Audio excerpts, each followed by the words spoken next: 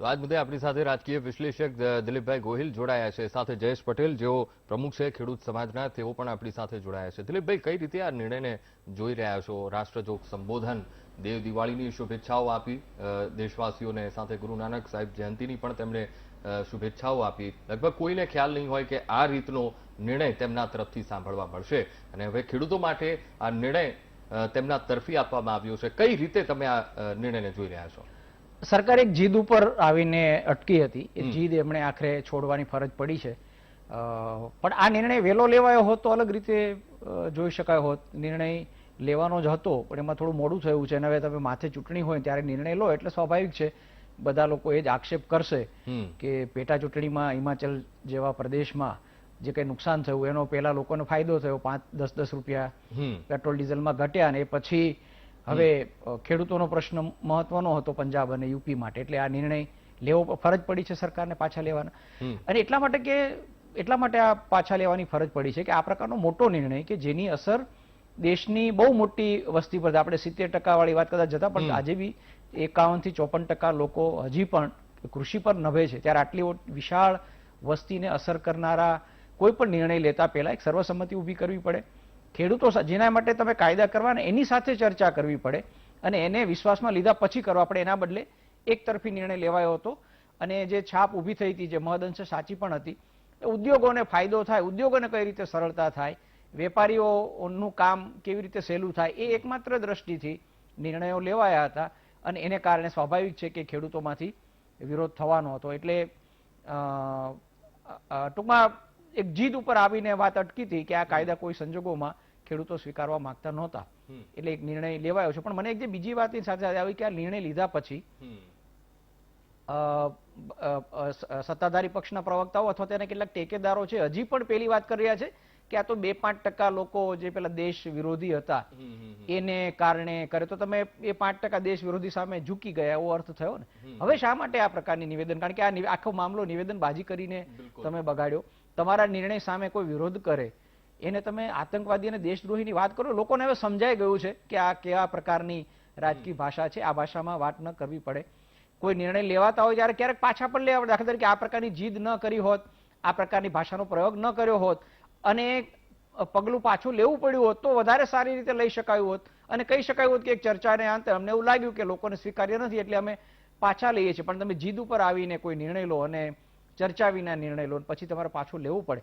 એટલે હવે આપણે કમસે કમ એટલું તો આશા રાખી કે હવે જયારે લીધો જ છે નિર્ણય પાછો, ભલે ચૂંટણીને કારણે લીધો, તો હવે કમસે કમ એમના જે ટેકેદારો છે આ જે નિવેદનો કરે છે ન કરે. કારણ કે સરકારના નિર્ણયનો વિરોધ કરનારા અને સીધા દેશદ્રોહી અને આતંકવાદી કહેવા એ નથી. અને કદાચ તમે ચૂંટણીમાં ફાયદો લેવા માટે નિર્ણય લયો હશે તો એ બી નહીં થાય, આ જ ભાષા પ્રયોગ હજી બી થતો રહેશે તો નુકસાનકારક. કમસે કમ હવે નિર્ણય લેવાઈ ગયો છે ત્યારે તો કમસે કમ નિવેદનબાજીમાં સંયમ રાખે. અને દિલીપભાઈ, અને જે રીતના કારણોની જો વાત કરીએ તો કારણોમાં પણ એ જ છે કે જે રીતે બેફામ નિવેદનબાજી નેતાઓની આવી રહી હતી, આજ ખેડૂતોને, આંદોલનકારીઓ અને સાથે સાથે આતંકવાદીઓ પણ કહી દીધા હતા, તોડફોડિયા કહી દીધા હતા, ત્યારે હવે જ્યારે પ્રધાનમંત્રીએ આ જાહેરાત કરી છે, ખેડૂતો આ નિર્ણયને આવકારી રહ્યા છે અને ખેડૂતોની જીત તરીકે આ સમગ્ર ઘટનાક્રમને મૂલવી રહ્યા છે.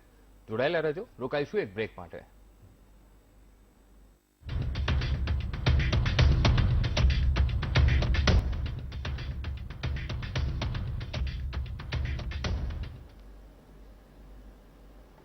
Welcome back. તો ખેડૂતોની જીત અને નવા કૃષિ કાયદા પરત ખેંચાયા છે. ખેડૂતોમાં ખુશીનો માહોલ જોવા મળી રહ્યો છે. જ્યાં આંદોલન ચાલી રહ્યું છે ત્યાં પણ મીઠું મોં ખેડૂતો એકબીજાના કરાવી રહ્યા છે અને એક ઉત્સાહ, આનંદનું અત્યારે વાતાવરણ સિંઘુ બોર્ડર પર પણ જોવા મળી રહ્યું છે, ગાઝીપુર બોર્ડર ઉપર પણ જોવા મળી રહ્યું છે અને સાથે સાથે ખેડૂતો આભાર પણ વ્યક્ત કરી રહ્યા છે. જયેશભાઈ જોડાયા છે. જયેશભાઈ, ગુરુ નાનક જયંતિ, દેવ દિવાળીની આ ભેટ આપી છે સરકાર તરફથી, ખેડૂતો કઈ રીતે જોઈ રહ્યા છે? કારણ કે જ્યાં આંદોલન ચાલી રહ્યું છે ત્યાં પણ ખુશીનો માહોલ છે, આ નિર્ણયને આવકારી રહ્યા છે, પણ સાથે સાથે પીએમ મોદીએ એ પણ કહ્યું કે આગળ જતા એમએસપીને વધુ મજબૂત કરીશું, એ પણ એમણે એક દિશા નિર્દેશ આપ્યો છે.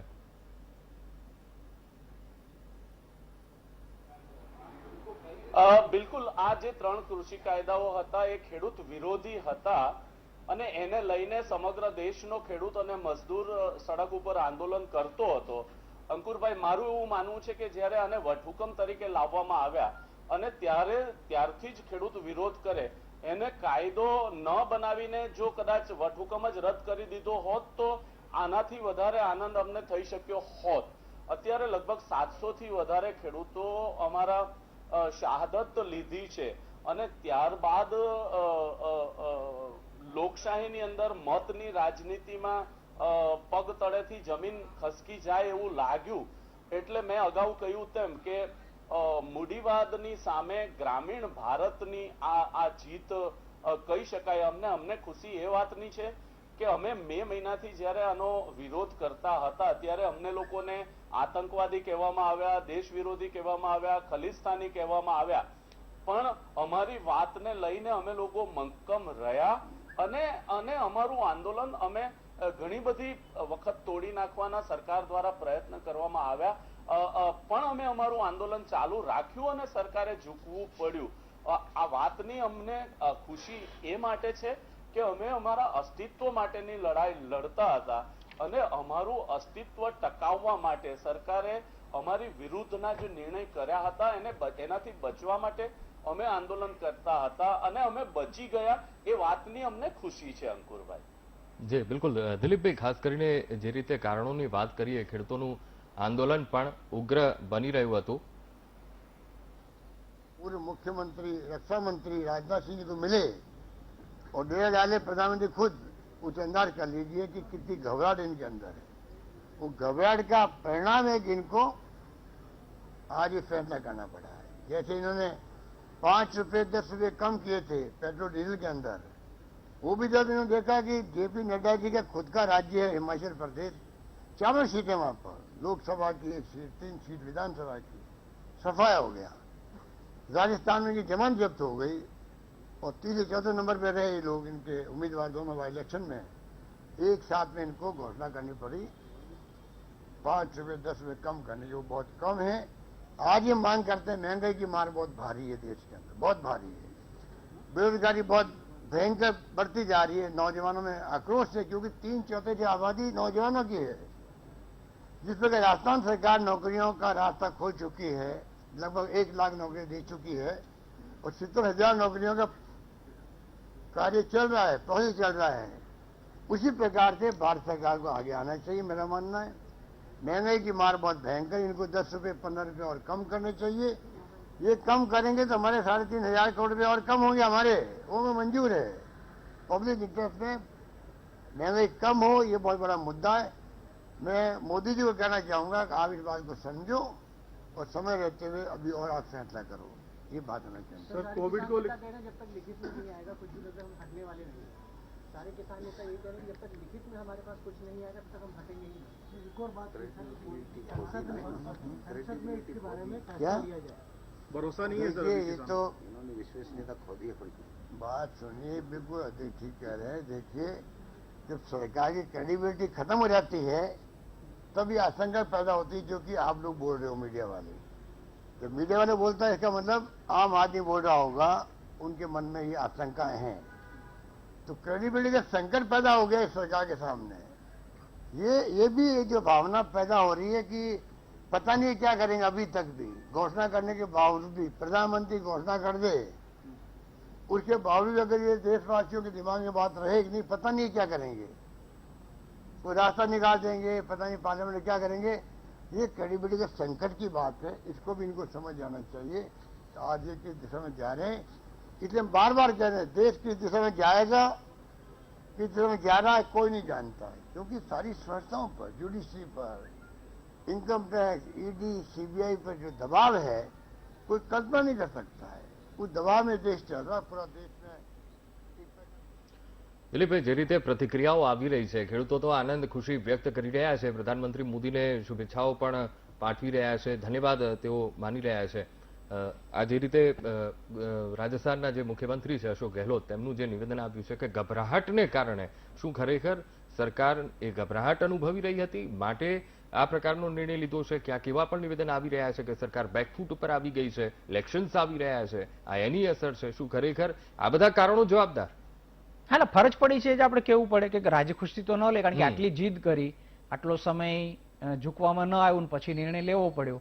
તો એ સ્વાભાવિક છે કે ફરજ પડી છે નિર્ણય પાછા લેવા માટેની, કારણ કે એમને ખ્યાલ આવી ગયો કે ગમે એટલી સમજાવટ છતાં મૂળભૂત રીતે વાત જે સમજાવી શકાય એમ જ નથી, કોઈની સાથે ચર્ચા કર્યા વિના તમે લીધા હતા. બીજો હોય આમાં કાયદા બનાવ્યા હતા, નોટબંધીમાં પણ આવું થયું હતું. નોટબંધીમાં કોઈને પૂછ્યા વિના એક નિર્ણય લીધો અને આખા મધ્યમ વર્ગની અને લઘુ ઉદ્યોગની નાના ઉદ્યોગની કમર તૂટી ગઈ. આજ સુધી એમાંથી આપણે બેઠા થઈ શક્યા નથી. હવે એમાં કોઈ કાયદો નહોતો બનાવ્યો એટલે કાયદો લેવાની વાત નહોતી, ચૂપ થઈ ગયા અને નોટબંધીને 5 વર્ષ પછી કોઈ યાદ પણ ન કરી. પણ આમાં તો તમારે એક નિર્ણય લેવો પડે, કારણ કે તમે કાયદા બનાવી કાઢ્યા હતા. અને આમાં કાયદાથી એક જે કાયદો હતો, આમાં જે વિરોધ થાય અને શંકા જાય ઈરાદામાં, એનું કારણ એ હતું ઇસેન્શિયલ કોમોડિટી એક્ટ, કે આપણે ભારત જેવા વિશાળ દેશમાં જે રોજબરોજની વપરાશની વસ્તુઓ એના ભાવ અચાનક વધી જાય તો લોકોને મુશ્કેલી થાય. એનું નિયંત્રણ કોણ કરે? કોઈ કે તેનું નિયંત્રણ કરવું પડે, કારણ કે જો તમે છૂટ આપો મૂડીવાદની રીતે, હું તો મૂડીવાદની રીતે સ્પર્ધામાં માનું છું, મારો એનો વિરોધ નથી, સ્પર્ધા હોવી જોઈએ, સ્પર્ધાના ફાયદા છે, પણ તંદુરસ્ત સ્પર્ધા, એ આગળ એનો જે શબ્દ છે એ અગત્યનો છે, તંદુરસ્ત સ્પર્ધા. તમને તંદુરસ્ત સ્પર્ધા ન કરવા મળે તો એ સ્પર્ધા છે એક તરફી થઈ જાય, વસ્તુઓનું સંગ્રહ કરી લેવામાં આવે અને પછી ભાવ વધારો કરી દેવામાં આવે તો એ નફાખોરી થાય, એનું બહુ નુકસાન થાય અને બે પક્ષે થાય છે. ખેડૂતો પાસેથી જયારે લઈ લેવામાં આવે ત્યારે ખેડૂતોને ફાયદો નથી થતો, વેચવામાં આવે ત્યારે ગ્રાહકોને નુકસાન થાય, તો બંને બાજુનું નુકસાન છે. એને કારણે એ કાયદો તમે રદ કરી નાખો, જેને મન થાય એટલા પાયે લોકો સંગ્રહ કરી શકે, તો એ વિચાર કરવો પડે. હું કહું ચાલો એની બી છૂટ આપો, તમારે મૂડીવાદમાં સ્પર્ધાની છૂટ આપવાની છે એની પણ છૂટ આપવી પડે, પણ શેર બજાર જેવી કે જ્યાં 2-5% લોકો જ કામ કરે છે એના પર નિયંત્રણ રાખવા માટે 1 થી વધારે સંસ્થાઓ હોય, એના માટે સેબી પણ હોય, આરબીઆઈની પણ એના પર નજર હોય, નાણાં વિભાગની એના પર નજર હોય અને એના માટે બીજી નિયંત્રક સંસ્થાઓ હોય, તો આટલો મોટો નિર્ણય કે જેની અસર બધા, માત્ર ખેડૂત ગણો તો બી 50 થી 54% લોકોને, ગ્રાહકોને ગણો તો લગભગ બધા લોકો આવી જાય, એના પર અસર થનારા મોટા કાયદા તમે બદલો ત્યારે સૌથી પહેલા નિયંત્રક સંસ્થા વિશે વિચારવું પડે.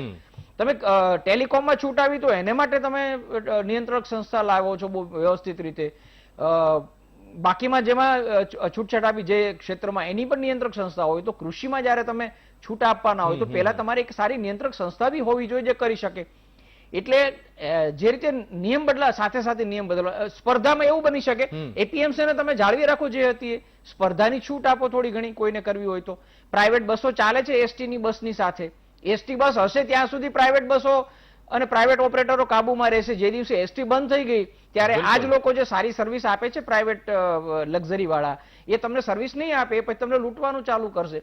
એટલે સ્પર્ધા, મૂડીવાદમાં સ્પર્ધાનું મહત્વ છે, હું બી એને માનું છું, સ્પર્ધા આપવી જોઈએ, પણ તંદુરસ્ત સ્પર્ધા હોવી જોઈએ. અને જે લોકો સ્પર્ધામાં આવે ને ખબર હોવી જોઈએ કે હું જરા પણ ભૂલ કરીશ કે જરા પણ નફાખોરી કરીશ ત્યારે મને નુકસાન થશે, જે આમાં નહોતું થવાનું.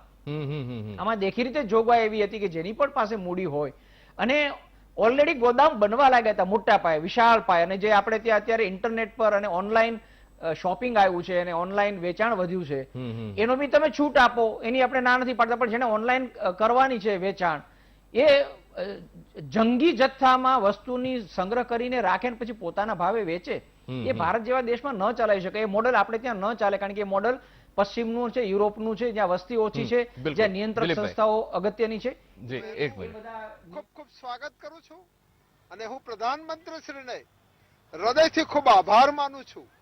પ્રધાનમંત્રીના અભિનંદન આપું છું કે એક લોકતંત્રમાં એક લચીલાપન બતાવીને, ફ્લેક્સિબિલિટી બતાવીને પ્રધાનમંત્રીશ્રીએ કિસાનોની માગ, એ અમુક જ મુઠ્ઠીભર કિસાન હતા છતાં પણ બધાને સંતોષ થાય એ પ્રકારનો જે રવૈયો કર્યો છે, મને લાગે છે કે પ્રધાનમંત્રીશ્રીએ લોકતંત્રની એક નવી પરિભાષા આનાથી અંકિત કરી છે અને મને લાગે છે કે એનાથી લોકતંત્ર ખૂબ જ મજબૂત થશે.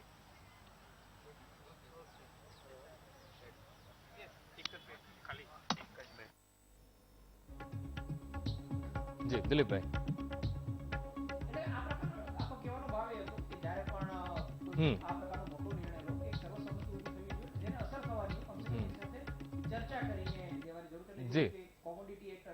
સ્પર્ધાને તમે ઉત્તેજન આપો, પણ જે મૂળ વસ્તુ છે એ સ્પર્ધામાં ઉભા રહી શકે. નાના ખેડૂતો ઉભામાં રહી શકે એ કરવાની સ્પર્ધા જરૂર છે. હોવી જોઈએ, પણ તંદુરસ્ત સ્પર્ધા હોવી જોઈએ. બધે બધું એક તરફી ન જવું જોઈએ કે કોઈ એક વ્યક્તિ વિશેષ કે કોઈ એક સંસ્થા તરફ ના જતું રહેવું જોઈએ કે જેથી કૃષિને નુકસાન પહોંચે. દર્શક મિત્રો, ચર્ચાનો દોર યથાવત રહેશે. રોકાઈશું એક બ્રેક માટે.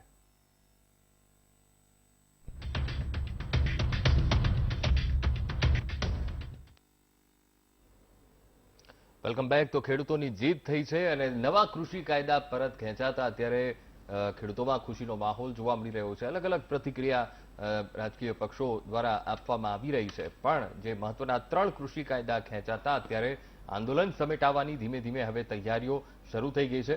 આપણી સાથે દિલીપભાઈ ગોહિલ, રાજકીય વિશ્લેષક, જોડાયા છે. દિલીપભાઈ, ખાસ કરીને જે રીતે પ્રતિક્રિયાઓ આપી રહી છે, લોકો આપી રહ્યા છે, સાથે સાથે એ પણ કહી રહ્યા છે કે લોકતંત્રની પરિભાષાઓ બદલાઈ છે, ફ્લેક્સિબિલિટી સરકારે દેખાઈ છે. શું ખરેખર એ કારણ જવાબદાર છે માટે આ પ્રકારનો નિર્ણય લેવાયો છે? મને લાગે છે એમાં એક વક્રતા હતી. વાત તો સાચી એમણે ગઈ કે લોકતંત્રનો વિજય થયો, કારણ કે પોતાની રીતે આપઘૂત રીતે એક નિર્ણય લેવાનો હતો કોઈને પૂછ્યા વિના. એ નિર્ણય નથી ચાલી શક્યો અને ચૂંટણીમાં તમને મતદારોએ દેખાડ્યો એટલે તમારે પેટ્રોલના ભાવ બી ઓછા કરવા પડ્યા, ડીઝલના ભાવ ઓછા કરવા પડ્યા. હવે કાયદા કરે એટલે લોકતંત્રની જ વિજય થઈ છે. અને મજા જ એ છે લોકતંત્રમાં કે નિર્ણય લેવામાં આવતો અને વિશાળ વર્ગને અસર થતી હોય ત્યારે સર્વસંમતિ તો ઊભી કરવી પડે, લોકોને પૂછવું પડે. અમે ખેડૂતોને આપી દઈશું કાયદા કારણ કે એમના હિતમાં છે, પણ તમારે ખેડૂતોને પૂછવું પડે. અને ખેડૂતોને એવું લાગતું હોય કે અમારા હિતમાં છે અથવા પેલામાં છે તો જ તમે એ પ્રકારનો નિર્ણય કરી છે. જે આપણે વાત કરીએ નોટબંધીમાં પણ એ જ થયું હતું, કાળું નાણું ને બધું દૂર થઈ જશે, પણ લોકોને ખબર હતી કે એમાં તો નુકસાન થયું છે. એટલે આ એ વક્રતાપૂર્ણ નિવેદન છે કે લોકતંત્રની ગરિમા અમે જાળવી છે. લોકતંત્રની ગરિમા જળવાય છે. લોકતંત્ર ટક્યું છે જે આ દેશમાં કે જનતાનો એક મિજાજ હોય તો ગમે એવી શક્તિશાળી સરકારે પણ ઝૂકવું પડે છે. એટલે એ અર્થમાં વાત તો સાચી જ છે કે લોકતંત્ર જીવંત રહ્યું છે. દિલીપભાઈ, એટલે જ્યાં જ્યાં ઇલેક્શન આવી રહ્યા છે ત્યાં મુખ્ય જે મતદારો જોઈએ તો એ પણ ખેડૂત જ છે. એટલે કદાચ આ લોકતંત્ર જ જે કહેવાય ને જનાદેશ એમને આ નિર્ણય આ રીતનો કરવા માટે મજબૂર કર્યા છે, માટે જ આ પ્રકારનો નિર્ણય. હા, એટલે આમાં જે કહું કે નિર્ણય વહેલો લેવાઈ ગયો હોત તો ચૂંટણી લક્ષી છે એવું ન કહેવાયું હોત. એ બધી પણ નજીક જ છે, ખાસ કરીને યુપી અને પંજાબની. પંજાબમાં આપણે ખ્યાલ છે કે કોંગ્રેસમાં ભાગલા પડ્યા છે અને કેપ્ટન એમના જે સીએમ હતા અમરિન્દરસિંહ એ જુદા પડ્યા છે અને એમણે પોતાનો અલગ પક્ષ કર્યો છે. હવે એમણે ભાજપ સાથે કદાચ ગઠબંધન કરવાની એમની ઈચ્છા છે, પણ કેવી રીતે કરવી? કારણ કે એમણે પોતે ખેડૂત આંદોલનને સમર્થન આપવામાં એ સૌથી આગળ હતા અને પંજાબ હરિયાણાના ખેડૂતો આંદોલન કરી શકે એ માટે એ સરકારોનું થોડું ઘણું, પંજાબ સરકારનું થોડું સમર્થન પણ હતું. એ સંજોગોમાં એમણે પોતે નિવેદન આપેલું કે હું આ બાબતમાં મધ્યસ્થી કરવા માંગુ છું અને એ કેન્દ્રના નેતાઓને મળ્યા પણ હતા, વડાપ્રધાનને પણ મળ્યા હતા, બીજા પ્રધાનોને બી મળ્યા હતા અને હું ખેડૂતોના મુદ્દે મધ્યસ્થી કરવા માંગુ છું એ પ્રકારની એને વાત કરી હતી. એટલે એ સંદર્ભમાં પણ આ નિર્ણય છે. અને બીજું ગુરુ નાનક ગુરુપુરુષને દિવસે, ગુરુ નાનક દેવની જયંતિના દિવસે પણ એ જાહેરાત કરવામાં આવી છે. એટલે પંજાબનો સંદર્ભ પણ એમાં આવે છે. આંદોલન કરનારામાં પંજાબ અને પંજાબીઓ અને શીખ અને બાકીના લોકો પણ હતા, એ વાત બી સાચી છે.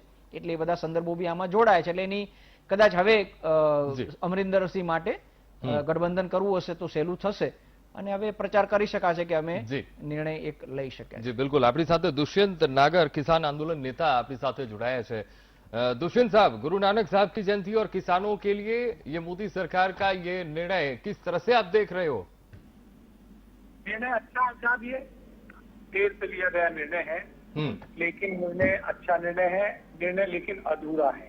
अच्छा, हमें एमएसपी की गारंटी पहले चाहिए, उसके बिना बात नहीं बनेगी.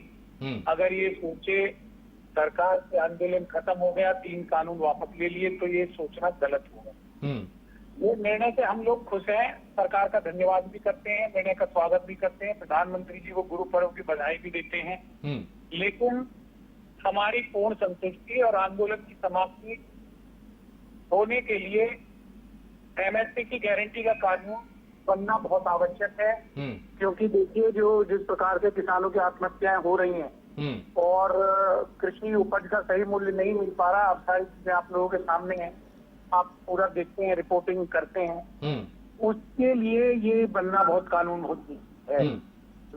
अभी पिछले दिनों आपने देखा था मक्का की फसल आई, धान की फसल आई, मंडी से बाहर बाजार में सही दाम किसान को मिला नहीं.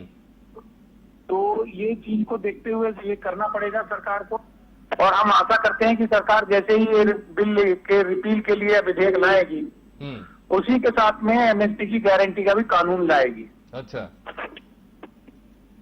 डॉक्टर साहब, ये 3 कानून जो थे वो अभी उन्होंने वापस खींच लिए हैं, तो ये 3 कानून को लेके क्या दिक्कतें थी किसानों की? देखिए, सबसे बड़ी दिक्कत तो किसानों की जो थी वो भंडारण असीमित की जो क्षमता देता है, उससे क्या है कि अव्यवस्था फैलती है, एक व्यक्ति मोनोपोली बना लेता है, किसी भी उपज को इकट्ठा कर लेता है। दूसरी ये थी कि अगर कॉन्ट्रैक्ट फार्मिंग के लिए हम किसी के साथ जाते हैं तो कानून के अनुसार जो किसी भी डिस्प्यूट के लिए कोर्ट में जाने की शक्ति भारत का संविधान देता है, उसको छीन कर दिया गया था, उसको एसडीएम तक कर दिया गया था। ये 2-3 चीजें थी जो सबसे अधिक जो थी, जिसपे सरकार झुक नहीं रही थी, सरकार पीछे हटने के लिए तैयार नहीं थी। तो इसीलिए ये कानून चला, ये इतना बड़ा आंदोलन चला, और ये आंदोलन स्वयंस्फूर्त आंदोलन था, किसानों का आंदोलन था, और सरकार ने देर से ही सही लेकिन सही कदम उठाया है जी, क्योंकि इसका लंबा और चलना जो है वो देश हित में नहीं था। 700 किसानों की इसकी वजह से जान चली गई और अरबों रुपया किसानों का जो है इकोनॉमी बर्बाद हो गई। जी डॉक्टर तो साहब, ये सब था, तो इसलिए इसका वापस होना बहुत जरूरी था और सरकार ने समय रहते कदम उठा लिया। देर से हुआ है लेकिन सही कदम हुआ है। स्वागत योग्य कदम है भारत के प्रधानमंत्री जी का।